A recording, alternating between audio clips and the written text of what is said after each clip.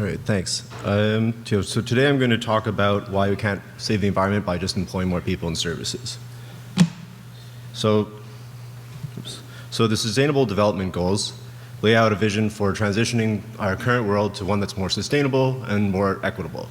And SDG 8 in particular posits that we can lift more people out of poverty by growing the economy and employing a lot more people.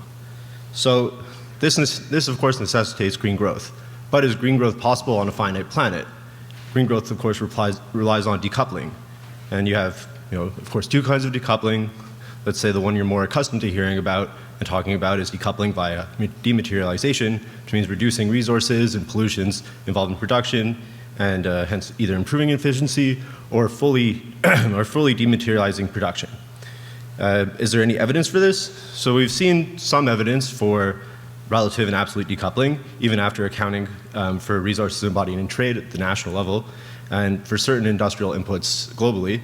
However, for the countries that employ most people and services, the affluent world, after accounting for trade, we've actually seen pretty much no evidence of absolute decoupling and very limited evidence of relative decoupling for only certain indicators like greenhouse gas emissions.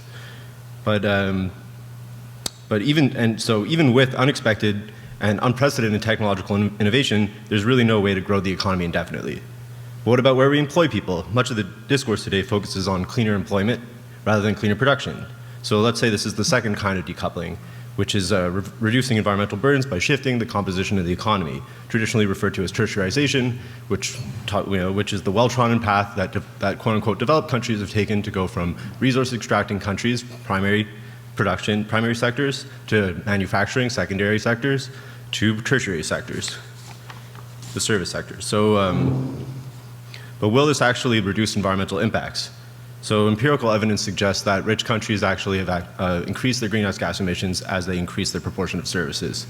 What about potential for future gains? A lot of people say services are cleaner, right? And there's and by shifting to cleaner industries, we're going to actually clean up the economy. So you have people like this internet famous science miseducator who seems to think so, since why not have infinite growth if knowledge is infinite and we just focus on the knowledge economy?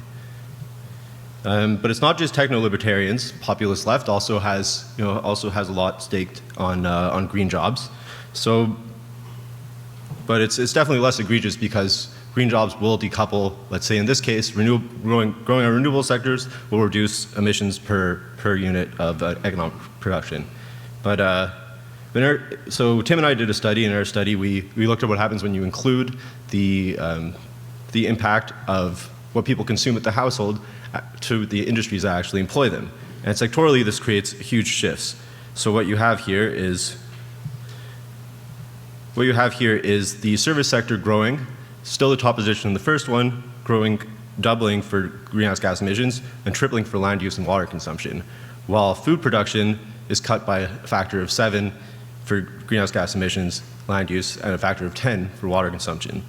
But if we really want to see what happens for the potential to grow our economy by focusing on services, let's say you have to look at the impact intensity. So after that, we divide by unit production, and we find that pretty much all economic sectors converge dramatically. And so great, thanks. And that's why you can't save the environment by employing more people and services. Thanks. Sorry about that.